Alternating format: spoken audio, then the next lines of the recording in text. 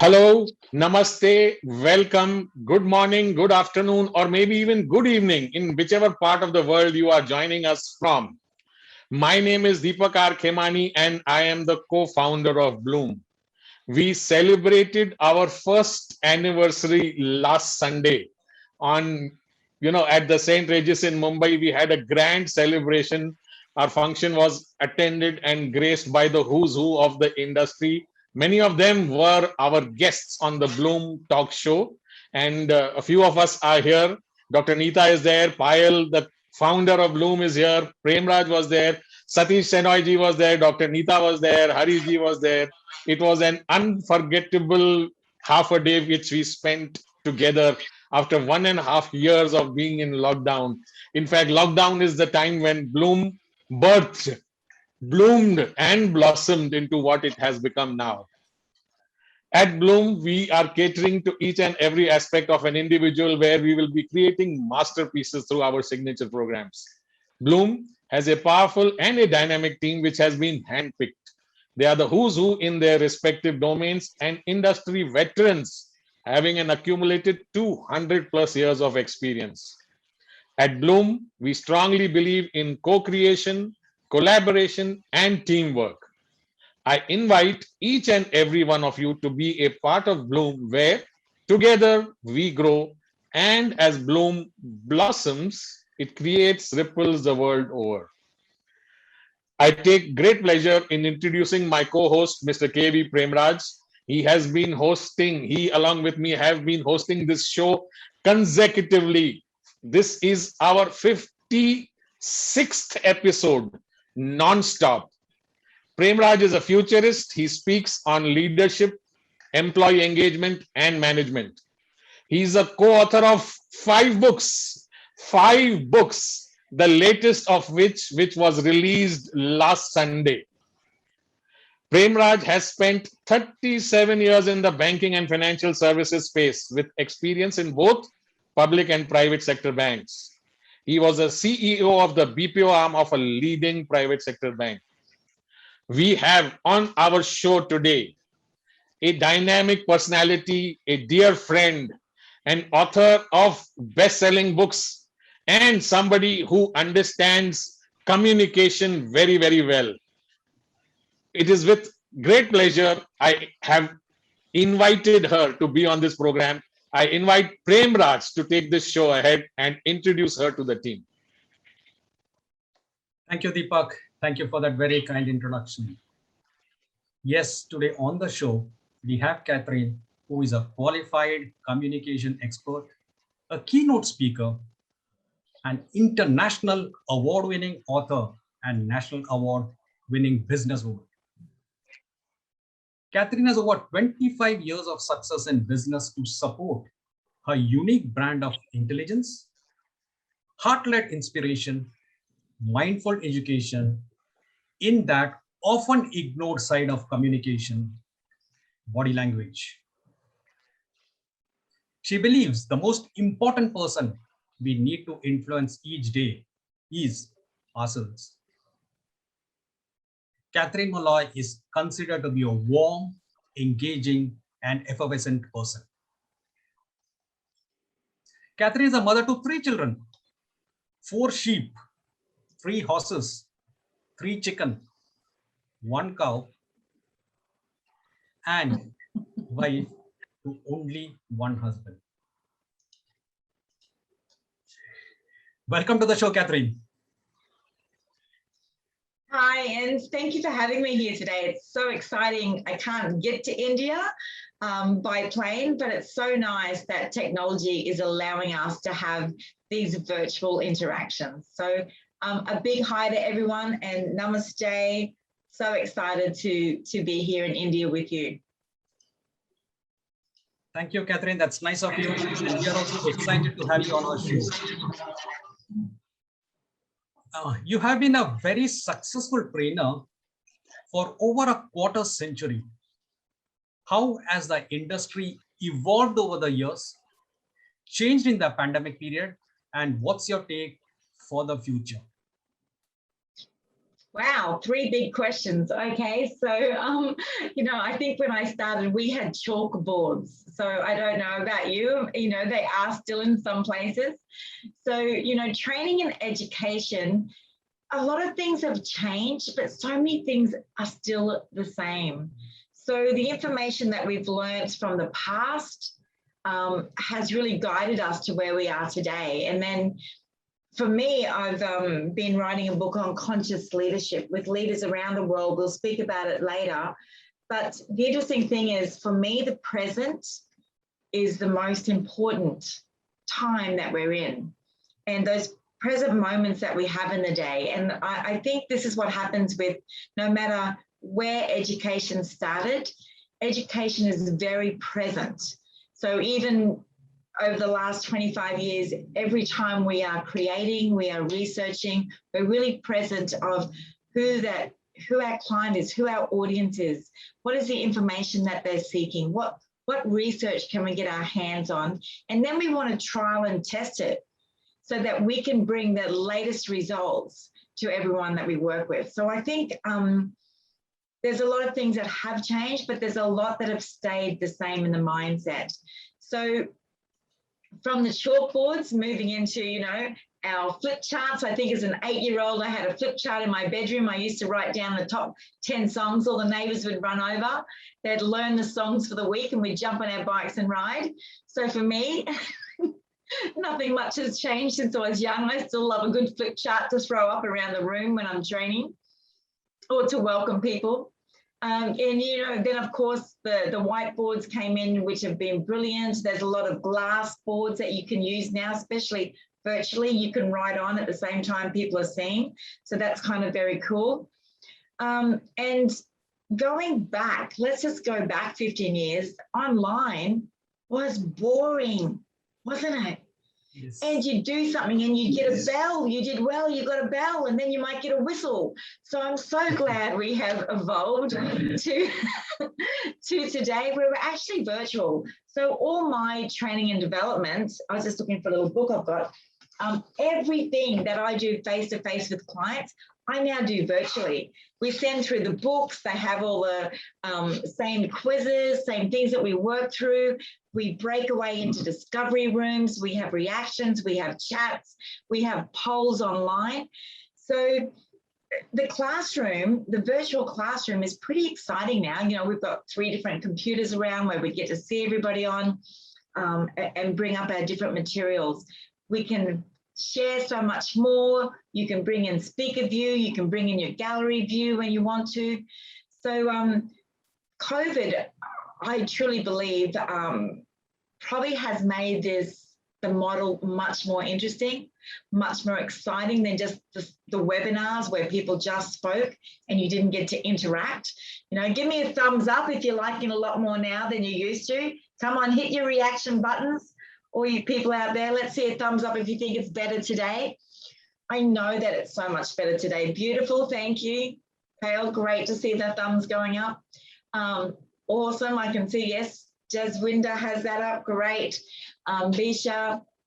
So, we can get involved and we can see who's being involved. And one of the most important things in education, I truly believe, is that you participate. What's the point in sitting in anything virtually if you don't take the notes and you don't participate? So education really falls flat when we don't participate. And I believe as an educator, we need to engage, we need to inspire, but we've got to bring energy. So I think one of the biggest changes to face when you are with the people, sometimes presenters want to get energy from the crowd, whereas I don't like to take their energy. I actually want to give it. And I think one of the big things that we've learned from virtual is you've got to bring it, because you know what? People are going to just click off. If you don't excite them and you don't energize them, they'll be gone. So we've got our little chat. We've got our little chat bar there too. I'll talk to you later and get you to jump on that too, because we want to use all these amazing tools that we have virtually. Where do I see it going in the future? I truly believe that we will do more hybrid. So I've had a couple of hybrid events, and it's not just just what you think, oh, we speak live and you have online, but it's at the same time. So I'll be delivering in a room or doing a keynote in a room, and there'll be the camera there. They tell you how far you can move, and everyone on the outside is watching, but they come up on the screen as well, and they can ask questions and participate like they're in the room. So the model sounds great, but they've still got a few glitches that they need to get through. But I believe that will be the way that, if you're sick or you can't make it, that you can still be a part of the event when you can't get there. And let's face it, there are companies that have people all the way around the world in many, many countries, and it's very expensive to fly them all in. But now they can run that conference and they can make sure that everyone is part of it. So I think that's kind of really cool. And I feel we will see better versions of that in the future for education. Thank you for sharing that journey of 25 years and then crystal gazing into the future. While answering that, you did mention about energy, the use of energy and the relevance of energy when training. Like you need the audience, you should be having the audience say, bring it on. So while training, what do you find is the biggest stumbling block to connect with audience, and how is it that you overcome it? Oh, great. So even that sounds like a small question. We could spend 3 days training that question out. And I think, Deepak, you know that. So let me give a little bit of a brief example. Virtually, to bring that energy, if I was to look at myself the whole time while I was talking to you, it's not as great for you as the audience. But when I look at you, it makes such a big difference. I'm actually delivering the message to you. So I encourage people I work with to put a little dot or a little smiley sticker just beside their webcam to remind them to look at the webcam and not themselves, as we like to tend to do. And what that also does is, some people like to look down at a computer and they talk to you and they're looking down, and then you see up their nose. But what else happens is your shoulders come over. Now in body language, when we bring our shoulders over and our head goes down, it actually starts to take our energy away. Have you ever seen a winner go, yay, I won a race? Or are their shoulders up, their hands are up and their faces up going, yay, I won a race? So if you want energy, just start to think about how do you bring that? And I've done a lot of work in Africa and honestly in a lot of remote villages, and the people are energized, excited, knowing that they're going through some really tough stuff.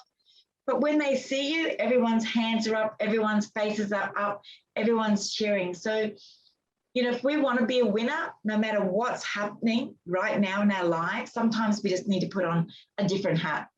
We need to be more conscious of our body language because we react in 1/25th of a second before we speak. And that's why husbands and wives can fight for up to 2 days because of the raise of an eyebrow at the wrong time. True story. So we need to bring that energy, and we can create it. We create that through our body language. And mine might be going, I'm really tired. In the old days, I used to travel 36 hours. Now I have to travel from the house to the office. Not so far, but we might stand now for 4 hours in a spot. So in my other room, I have our big TV. I have it all set up with the lights so that when we're doing training, it feels like I'm just in that room with you, with the exact same experience. But standing in one spot for 4 hours wasn't what we used to do as trainers. We used to move around that room, and as speakers, we could use that stage. So there are a few things that have changed, but still the most important thing is coming back to that consciousness of self. What is your voice doing? Is it just staying flat at that one level all the time, talking to the people? Are we encouraging them to talk back to us? So right now, in the chat, I want you to let me know, do you feel different? So everyone do this with me right now. I want you to bend your shoulders over and bend your head down. Look down, try and breathe. And now I want you to bring your shoulders up After you do that, bring your shoulders up, bring your head up, relax your chin and breathe in and out. In the chat, let me know, do you feel any different being up here to being down here? Let me know, what's the difference? Love to know what you think. How do you feel? How do you feel when you bend over or when you sit up and let the air come through? It feels better. We actually start to feel a little bit more energized. We breathe better, we look better, we have more open body language. So very, very simply, it's up to you to bring that energy. And the way you do it is by changing your body. The shoulders feel better up. You feel more confident. That is amazing, isn't it? We can actually feel more confident. And the most important thing is we look more confident. So even if we don't really believe in ourselves at the moment with the pitch or something we've got to do, we can have that energy and let others know that, you know, when we believe in ourselves, others believe in it too. Yeah, you felt down when you looked down. I agree. It absolutely starts to make you feel like that. But we don't realize that our laptop's down and we're looking down for most of our day.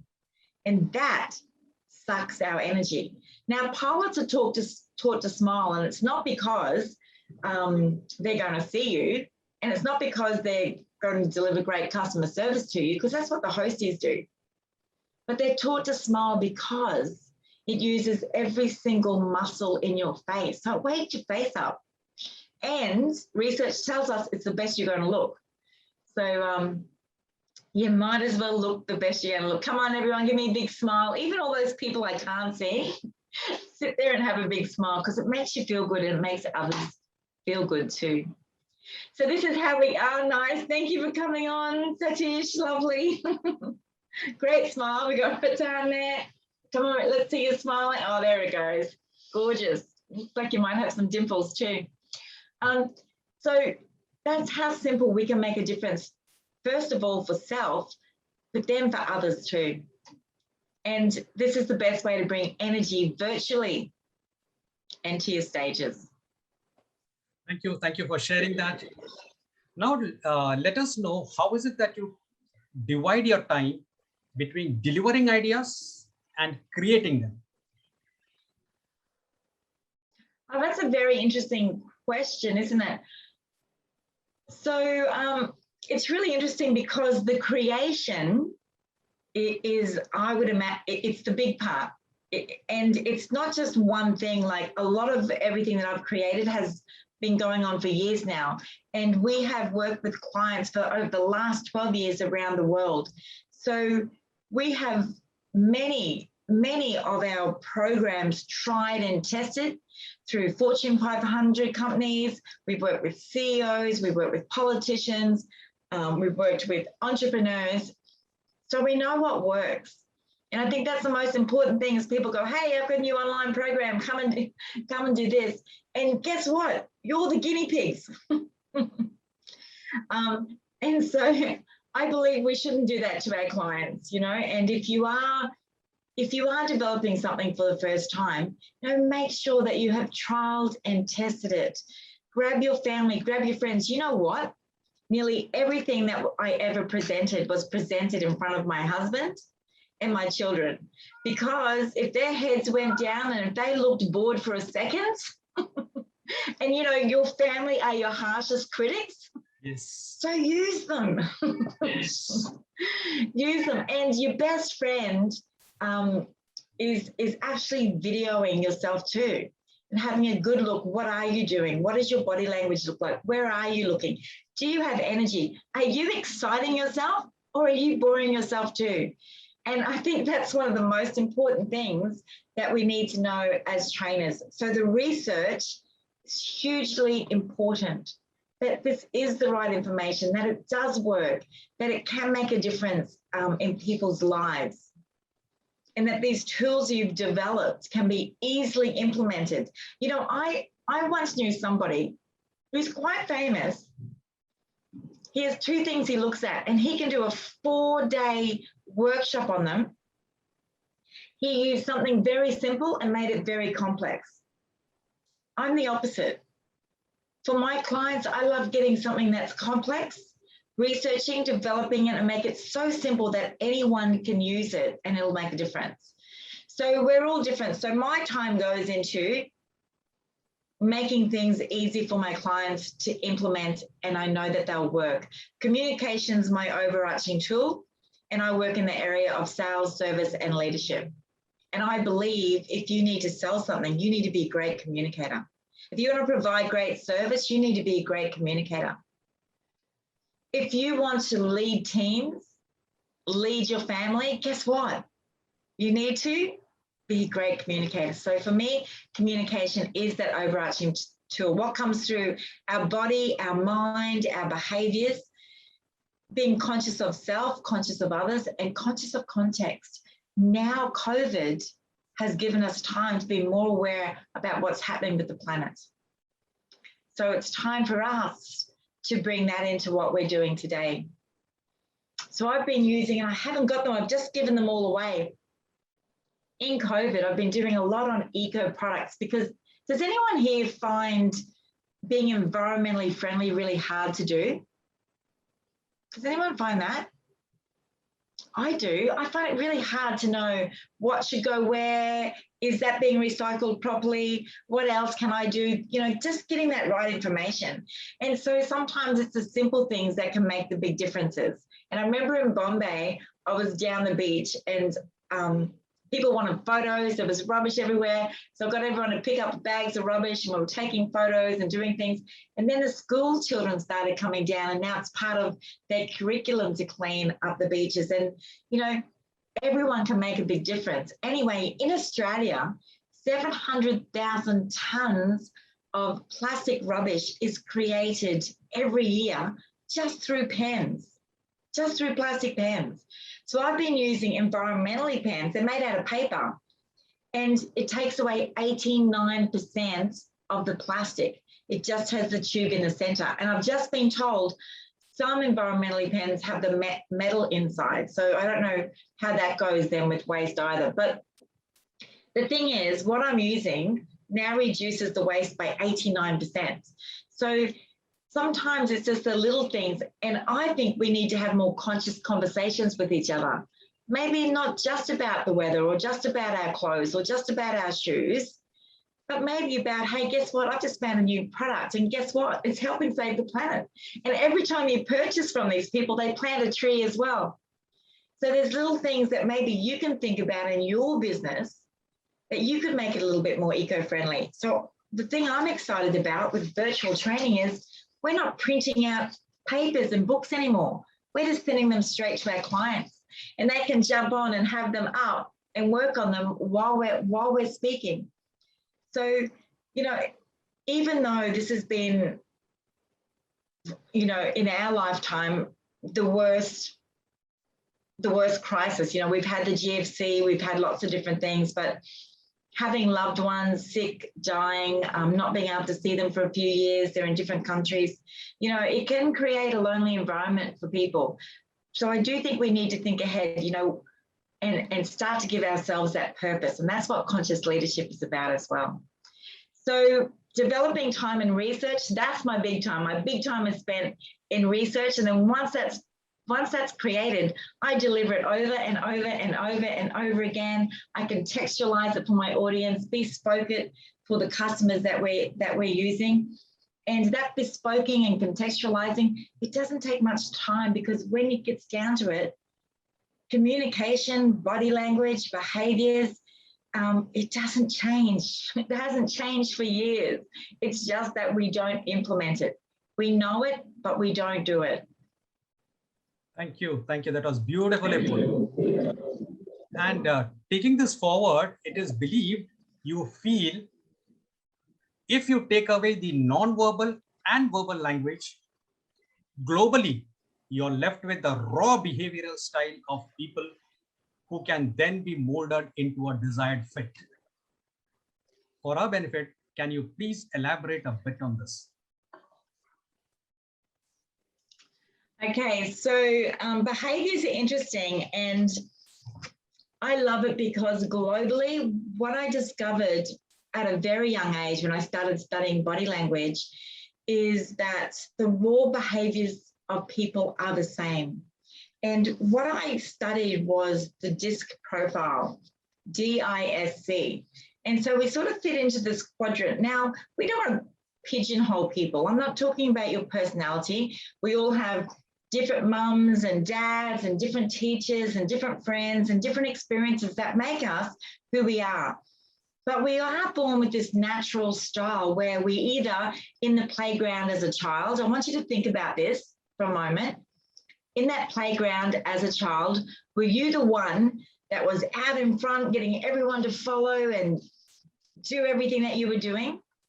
Were you the one that told everyone what they needed to do?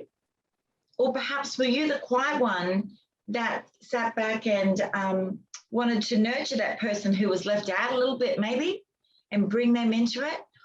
Or were you the person that thought a lot about things and maybe decided to take some time off into the library or to do something else? So we have natural behavior styles. We're either the person that loves to tell everyone what needs to be done, right? You can fire off those orders. Is that you? Give yourself a D in the chat if that's you. Or are you the I person? Give yourself an I in the chat. If you're the person that loves to get really excited about things, share all that information, you're wanting everyone to come and follow you and do something fun. If that's you, put I in the chat. Or are you the S person, a little bit more steady, a little bit more like our Mother Teresa's now, Lady Di's, a little quieter, perhaps shy at times, but when everyone knows you, no one would know that you were shy. But you know, you really love that one-on-one contact with people. If that's you, put an S in the chat. Or you might be the last person, our C. Our conscious people, they love facts and figures. They take that time, they might spend more time in the library and researching and doing things like that. If that's you, pop a C in. Let's have a look and see. We've got a few S's here. Great. Yeah, I's. All right. Any D's? No one's saying that they're the D, huh? Beautiful. All right. So we can start to get a bit of a picture of what were we like as a kid. And what happens is, as an adult, we start to learn different behaviors. So we might really love being friendly with everyone, but all of a sudden we're in a job where we need to learn more compliant behaviors. And so we start to build up our C. Or perhaps we're an I person, next minute we're running a company and we have to make lots of decisions. So then our D comes up. And that's the decision makers. So in the book, The $1 Million Handshake, we've got a whole section on behaviors with quizzes to find out exactly where you sit. And here's our beautiful Indian version. You can get that online and you can order that from India. It's a really nice lightweight backpack. But in the Conscious Leader, in the first chapter, we actually go through all the different leadership styles and traits, all the different strengths and weaknesses in all of them, because I believe you can be whatever you want to be, but we need to understand what our strengths are, what tools we want to add to our toolkit, but also understand those weaknesses that get us into trouble a little bit. And I think we all know too that sometimes our strengths can be perceived by others as weakness. So for instance, I have positivity as one of my strengths. However, I need to use it for me because my team would come to me, hey, Kat, I've got a problem here. The government's changed this law. We've got to do something else. You know, what are we going to do? And it was a big problem. And I'd go, oh, fantastic. Okay, no worries. We've got a solution. We could do this, this, or this. And you could see their faces like, she thinks she knows everything. So here they are with this big problem. And I just think, hey, we could do this, this, or this. So that positivity can be quite annoying to other people as well. So what I learned to do was, you know, if you have identified a problem, have a look for a couple of solutions, come to me. And then, of course, I wouldn't be overly positive. I would listen to what they wanted and I would say, what do you think would work best? And then I would have my opinion as well. And we'd come to an agreement. So it's important to understand that your strengths can be perceived differently for other people. My number one strength is strategic. So I have to be extremely careful with that too. Like, I love it for my clients because I can see where they want to go. I know how to get them there. However, if my friends see me as being strategic all the time, they probably wouldn't like that. So once again, it's interesting to know your strengths, but understand how they affect those other styles, understand how everything dominoes from us. Thank you. Thank you for sharing that. The first book, The $1 Million Handshake, and I've got a copy of it. Very good.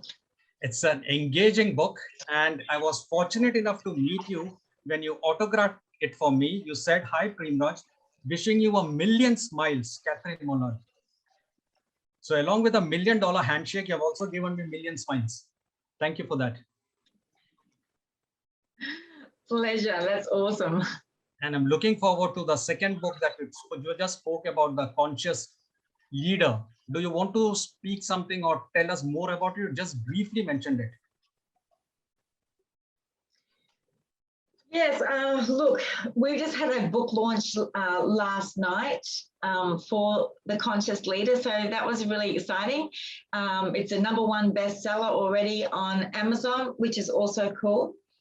But the reason that the feedback I'm getting from the people that are reading at the moment is they just said, it's just such an amazing journey. So when I started the book, The Conscious Leader, I didn't want to write, to be absolutely truthfully honest with you, I was never going to write a book. And a book company approached me after seeing my talk with the $1 Million Handshake. So anyway, I wrote a book. I had one chapter of leadership in the $1 Million Handshake. And they said, we want to take that chapter out because that's another book. I was horrified. I never imagined after 4 years writing my first book that I would write my second book. But the minute that the first book was released, I was okay to get through this.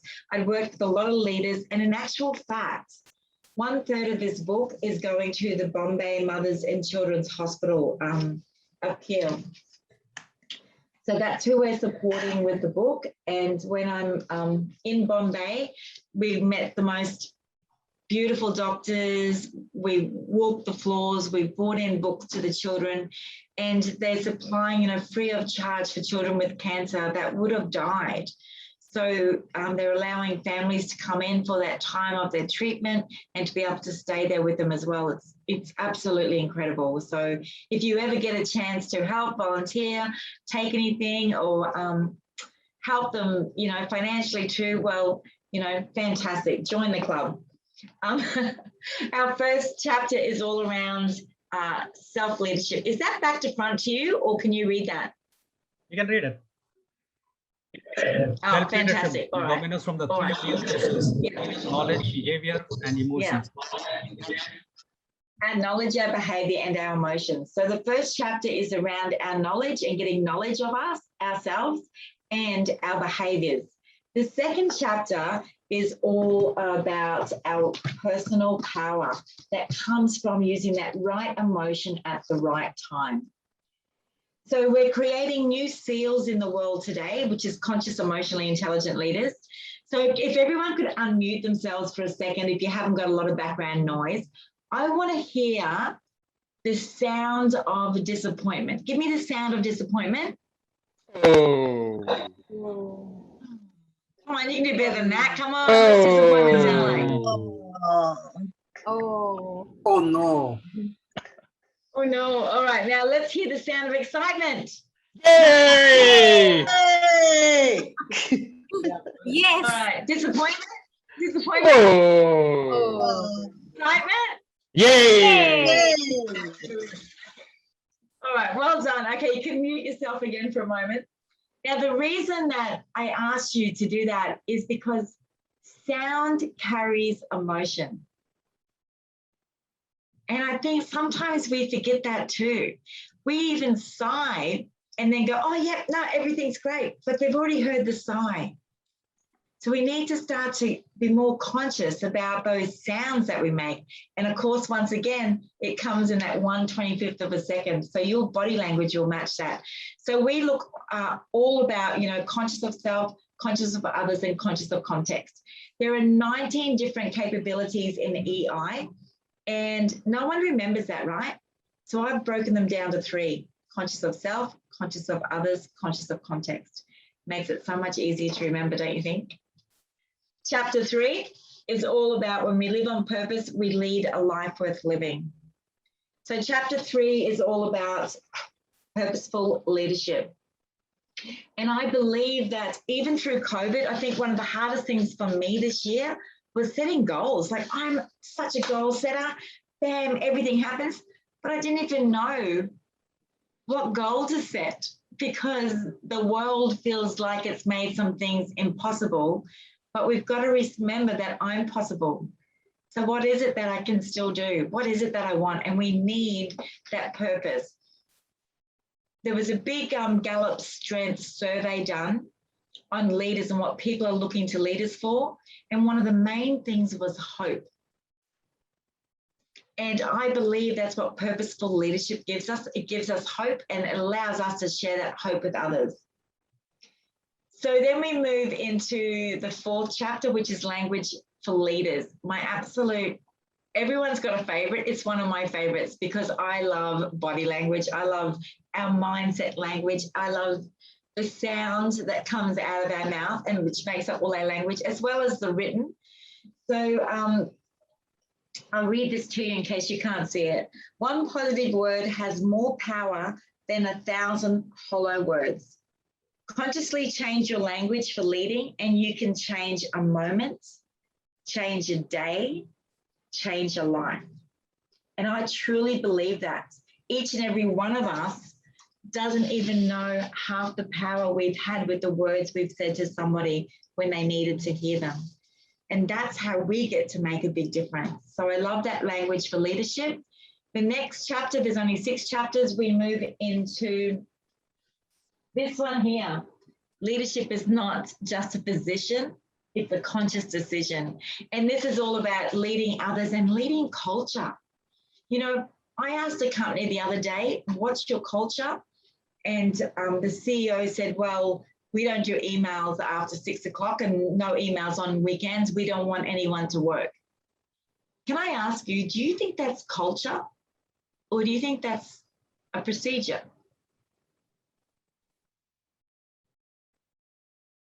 You can unmute and say, we can pop it in chat. Procedure. That's a procedure. Yeah. And so I think we still don't really understand what culture is. And when I started my training company back, 14 years ago, I had these great big wooden signs in our office that spelt care.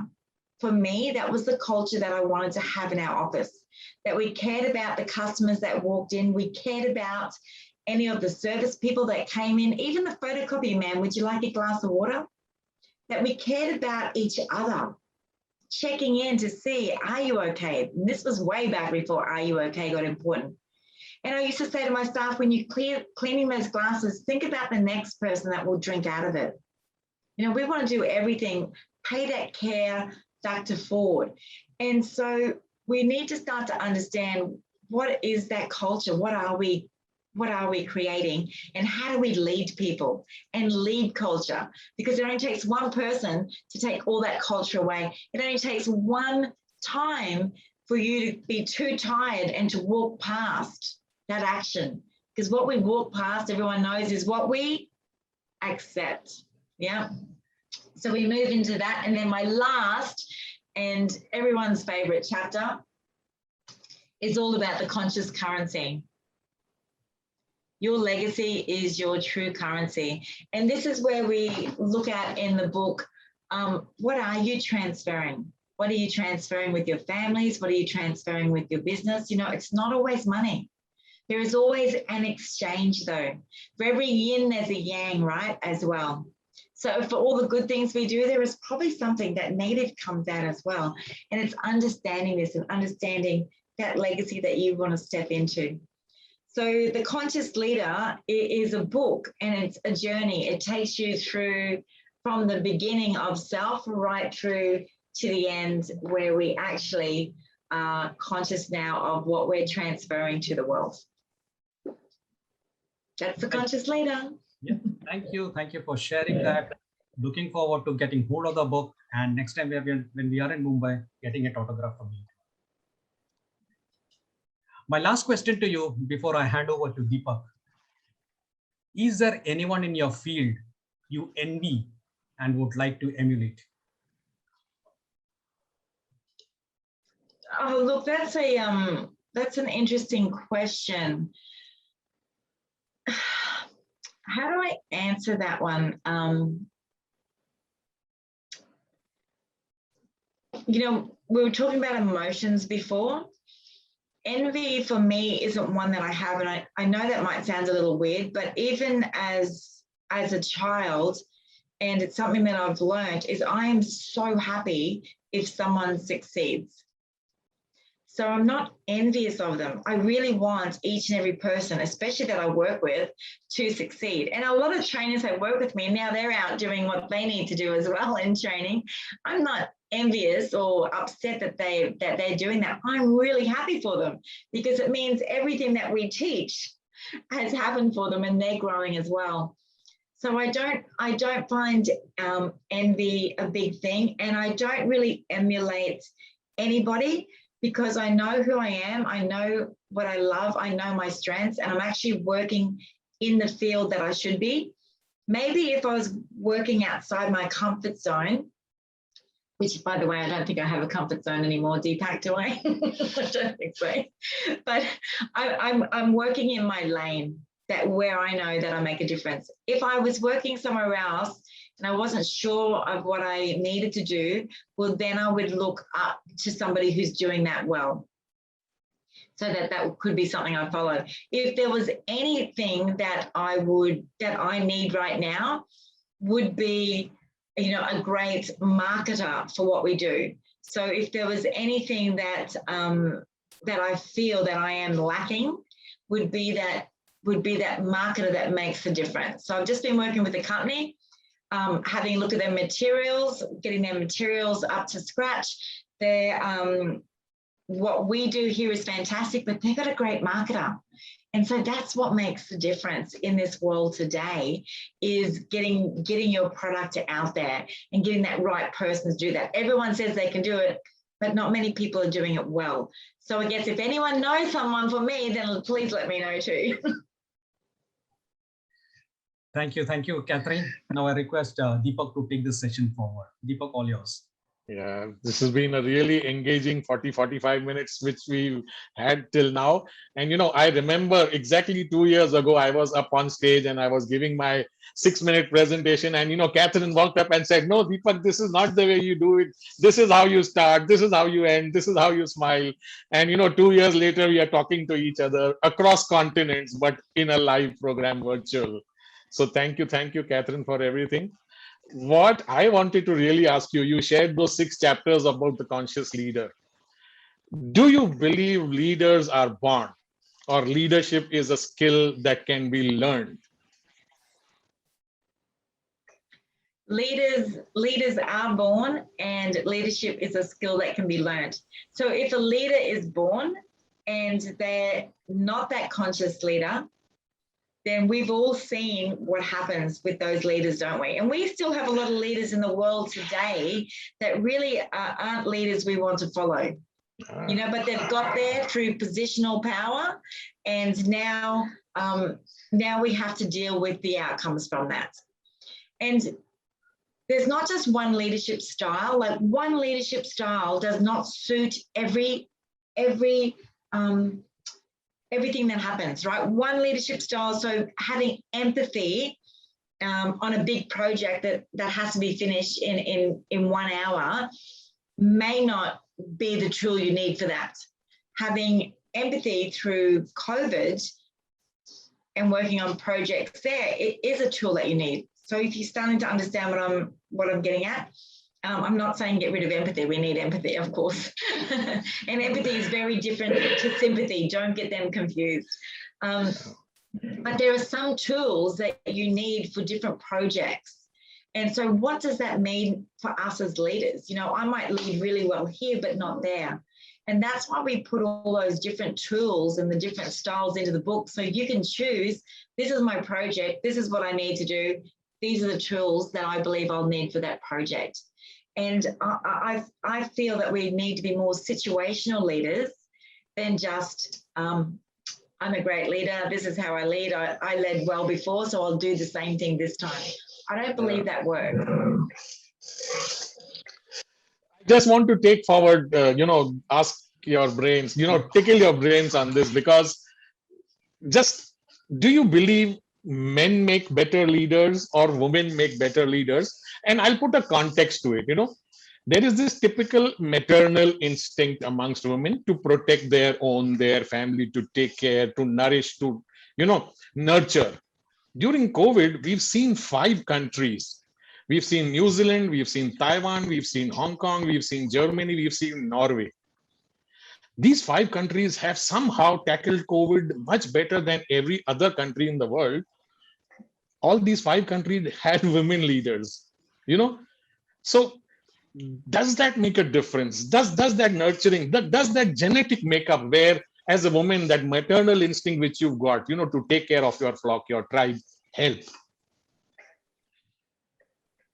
Yes, it's very interesting, isn't it? And I think, what you're saying is right there too. And I'm going back 5,000 years, China started, its country started with women running it as well. There was a lot of countries that did start like that. And of course, men were bigger and stronger, and then thought, hey, we can do this too. Just kidding. But once again, it's different situations, isn't it? It's different leadership. We've seen these women come to the fore at this time, and because their style of leadership really suited the crisis, didn't it? A lot of the men weren't quite sure, let's just get everyone a jab or just forget about it, it'll go away. But I'm sure that there's been some great men leaders that are working through this as well. Can you name some of them, Deepak, for us? Our Prime Minister, Narendra Modi. There you go. And look, but getting serious about it, this is where situational leaders, if we see someone doing a great job, then emulate it. A man could have done the same thing that the woman was doing when they saw the results were working. And I think we've just got to be careful, men and women, with ego. One of the 5 practices as a conscious leader is just to let it go and to focus on what needs to get done for the people, not to climb up that ladder a bit more or to make yourself look good. It's really important as leaders, and I think women, like you were saying, they probably do that servant leadership style a bit better, where they want to serve and they want to make sure that everyone's okay. A lot of the times, some of those strong leaders, the men leaders, will lead from the front regardless of what everyone else is needing. And I'm a big believer in that we do lead from the front, of course, but we need to understand what style of leadership is needed now. And in the COVID, we needed the servant style leadership, and we still needed that leader to be strong. We needed that leader to show hope for the future. If we do this, this, and this will be our outcome. And so it doesn't matter who you are, it doesn't matter what behavior style you are. The thing is, we need to understand as leaders, if something doesn't work, then we need to be flexible and adaptable, and we can change. We don't just go, well, this is what I said, so I have to stick through it to the end to prove I'm right, or, to fail miserably. Yeah. I believe in being flexible and adaptable and learning from everyone. That's a growth mindset. Yeah, clearly. Every leader needs to be open to be learning something new every day. And I've been to quite a few forums where we have discussed this, and everybody across the world, every nation agrees that the world needs new, younger, more dynamic leaders. However, most of our countries, we end up electing 70 plus years old as our presidents and prime ministers, across the country, except for those few. Joe Biden is plus 75. We've got 65-year-old plus leaders. Most countries across the world have prime ministers and presidents who are 70 plus. When will young leaders get a chance to get elected, or is there something missing in the youth? Aren't they able to effectively establish their leadership or their style? Yeah, but it's really interesting to have a look at it. You know, Canada, France, a lot of the ladies are a lot younger in the leadership roles as well. And the German lady that retired, she was there for years. She did such a great job. Yeah. So you know, it's not one style fits everyone, but you know, those rules, some of the countries, and I think America had it too, they had an age rule. Yes. And I think you need to get rid of that, because we might have the most talented leader that's 30. Yeah. Because of their insight, because of who they are, because of their behavior style, because of what they've learned. And we can't dismiss just because someone's not young that they wouldn't understand. So I truly believe that we, like you, Deepak, we do need to get away the age barrier, but it doesn't mean that a 30-year-old is better than a 60-year-old. Yes. But it doesn't mean that they shouldn't be allowed to run. Yes, yes. And I want to touch upon one part, you know, in leadership, which I'm sure you must have covered in your book, but there is a lot about spirituality when a person is a leader. Do you believe being spiritual or believing in spirituality helps leadership, or you think no, that is our own personal decision, leadership does not get affected by spiritual thoughts? I guess that's why I've written about conscious leadership. For me, how do we separate our spirit from our minds and our body? I mean, to be whole, we need to accept and to understand this. And I don't know if that's more a female thing to a male thing or not. You know, I've done a lot of work in that area myself, and I believe everything has energy.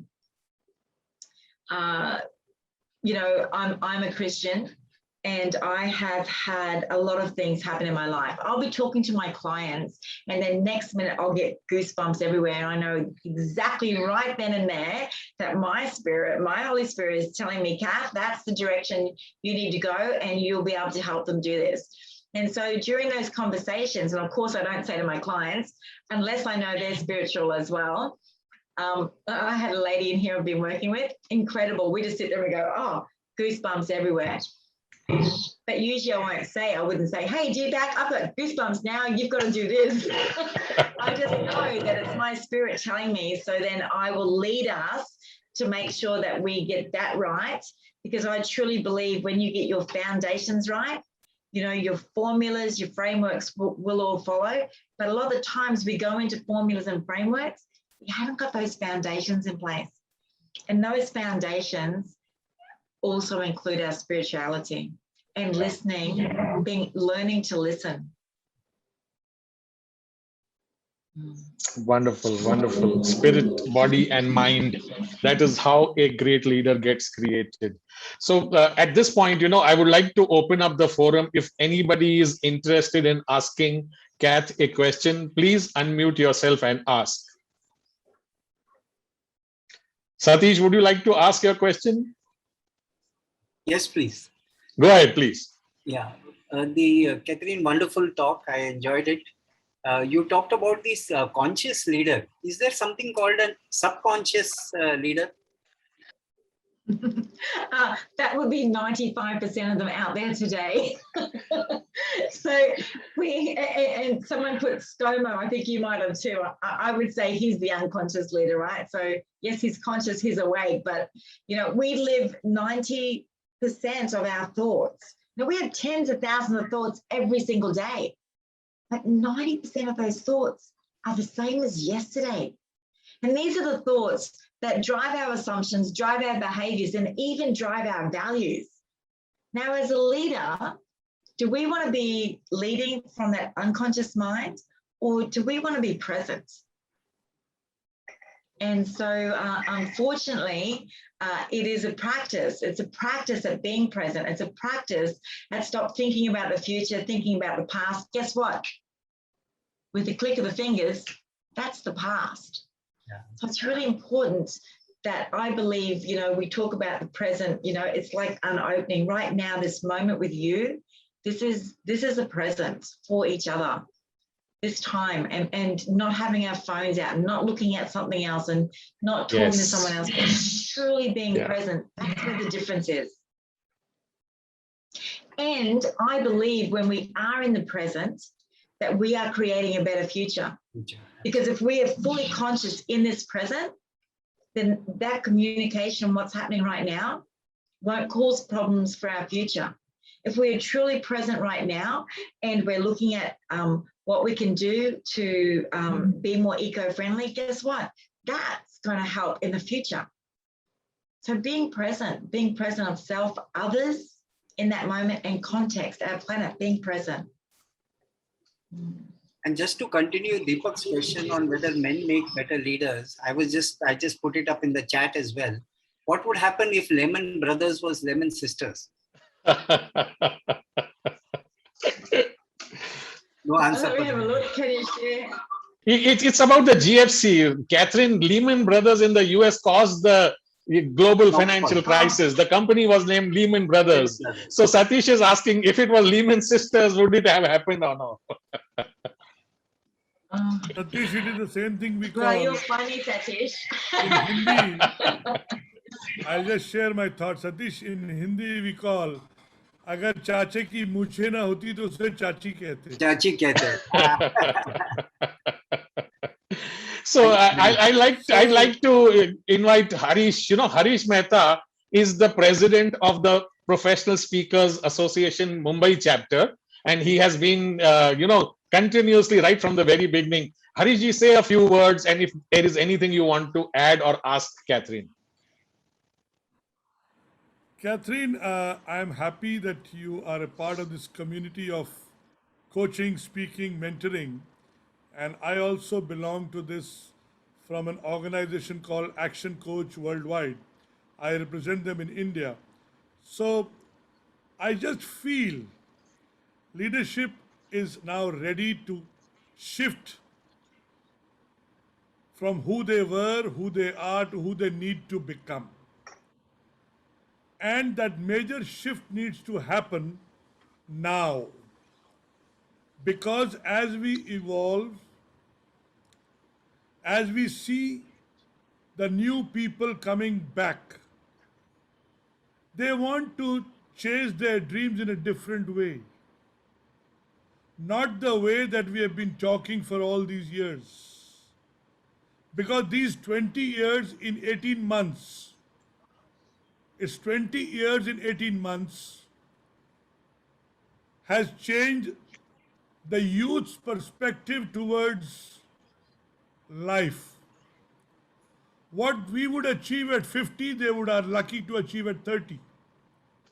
And so, me as a leader, as a CEO, as a business head, has to permit them, to let them come and lead the way, rather than hold it. Because growth is inevitable. Before they show you the door, you need to realize that they need to be given what they have to take you to the next level, catapult you to the next level. And economies will grow in multiples, not in percentages. So that's my personal thought. And being a leadership coach, I just feel it's time we look at 10 times, 20 times, 30 times growth, then talk about 20% growth, 30% growth, 50% growth, especially in mid-sized businesses, because they cannot see it. So once you can see the big picture, you can create the big picture. Yeah. That's how I am evolving now. That's how I am leading. And that's what I'm teaching today, that you need to let go of that and live today, because that time is not going to come back, ever. Thank and you, there's Harish. no point in speaking about yesterday anymore. Yeah. That's Thank my you, Hariji. Thank you. There is one question for you, Catherine. So this is from B. Shah. Can you share how a conscious leader handles disagreements amongst his team? And if you could share one incident. Okay, so once again, that's a training session that we do deliver, and that's a very big thing. But I'm going to show you something very quickly right now, just so you can start to understand. So when you understand your team, you understand what behavior style they fit in, you understand the domino effect, and you understand how to engage them and energize them. That's where our shift and our change starts to happen. You know, but once again, it's being conscious to see, how do we get to this spot? You know, sometimes we inherit teams, and you may need to, you know, like a cancer, sometimes you need to cut out something that's not working, yeah? Or, you know, once one person can make a difference. But it's usually us as leaders now that make sure that we don't walk past anything. We don't walk past what we don't accept, because when you do, then the next person should be able to do it, and the next person. And guess what? You lose really good people because they think you don't care, and you've lost your vision and mission. But what I'm going to show you right now, I want to show you how very quickly we make decisions that aren't right. So I was in the car. Look at 2019, I had over 150 stages, I had over 80 flights. I didn't get sick once, I used my hand gel. So here I was, my husband would drop me off at the airport, pick me up, take me to another conference. We were driving to Brisbane. There was 3 lanes. There was an empty lane on one side, an empty lane on the other side, and we're driving down the center. So I said to my husband very quickly, I said, oh, and you know, when you're in the car, you know, you can talk, you can sing, you can fight. No, just kidding. But, you know, you have those conversations. It's quite fun, right? In the car driving along. But I said to him, I've got to get some emails done. He said, okay, just before I got to my next stage. So I pull out my phone, I'm doing a couple of emails. The next minute, you know, my husband's driving. I felt him start to turn. You know, we've all got peripheral vision. You can see things, can't you? So I quickly leant back so he could change lanes. But then there was this hot feeling coming down my arm. I looked at my husband. I said, what's wrong? This is what he said. He's driving. You don't need to tense up when I'm driving. There's nothing wrong with my driving. And I was like, oh my gosh. Now, I don't know if you've been yelled at for something you haven't done before. But what happened was, I just realized that he didn't know that I leaned back so he could change lanes. So I just said, look, I'm sorry, I just leaned back, you know, so you could change lanes. And this is what he said. He looked at me and he went, sorry. And that was the end of it. Now, I could have been mad at him, couldn't I? Because he just got mad at me for something I didn't do. But in actual fact, in that split second of me moving back so he could change lanes, I made up a story for him. I made up a story that he wanted to change lanes. Now, maybe he was going to turn up the radio, or perhaps the air conditioning, or maybe he just wanted to look at me. Who knows? But I didn't give him that chance, because I made up a story he needed to change lanes. He made up a story I was tensing up, and he was in the right because he was going down a straight lane. We've been married 30 years, and yes, he has gone up the gutter a few times and the roundabout. So, you know, I might have tensed up a couple of times. All right. But what this shows you is I made up a story for him. He wanted to change lanes. My intention was good. He made up a story for me that I was tensing up, and he knew there was nothing wrong with his driving. Now, this is what happens, and this is what happens with teams when we don't communicate well. Had I leaned back, because we react before we speak, I've already made my movement. If I leaned back and then said, oh, do you need to change lanes? None of that would have happened, would it? But what we do is we react before we speak, and we don't understand that our reaction, even if it's a good intention, may not be taken that way. And so as leaders, we need to communicate. And one of the good things that we saw happen with Jacinda Ahern, our New Zealand leader, was she was on the Facebook every day talking to people in their language and how they like to see it, and communicating, we're doing this because this is going to happen next day. I know it's hard. We're doing this because this is going to happen.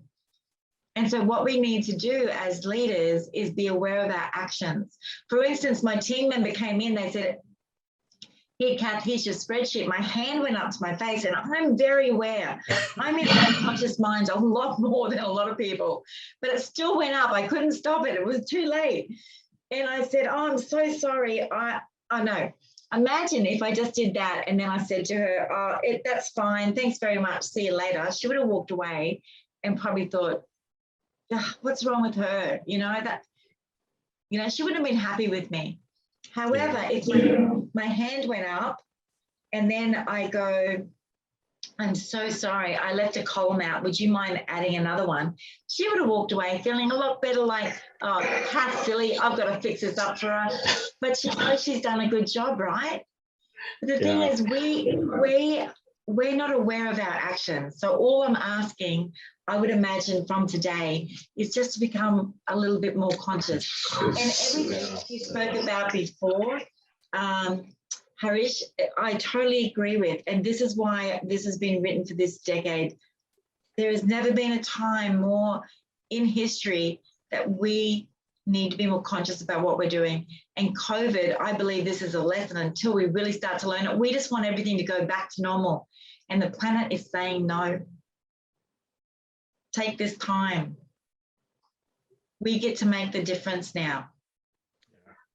And I know a lot of you will be wanting to leave because we've done our hour now. Yes. Catherine, happy to own the book. Would love to own the book and know you more. And yesterday I got this. Oh, yes, I've seen that. And I'm going to talk about this now. What the intelligent leader needs to do in today's time. By John Mattone, one of my gurus. Yes. Yes, thank you. And just for everyone's information, Catherine will shortly, in association with Bloom, be conducting many of her famous programs as master classes. This will soon be available to everyone, initially in the online mode. And as soon as things open up, she will definitely be flying down again to India to, connect with her part of Bombay, where she supports and holds those charities and those things which are very close to her heart, and also a collaboration where we will be offering all these programs to Bloom and everybody else. So thank you, everyone. It's time I hand it over to Premraj for the official closing. Over to you, Premraj. Thank you, Kath, for an inspiring, insightful, and ingenious session. We have learned a lot from you and are hungry to learn more. Looking forward to more knowledge share in your upcoming book and the masterclasses through Bloom. Thank you, participants. Sure you've enjoyed the session. Thank you, Kath, and God bless. God bless. Thank you, everybody. It's great to see you. Stay conscious. Love you, India. Namaste. Namaste. Thank you, Catherine. Thank you for taking out time. Thank you, everyone.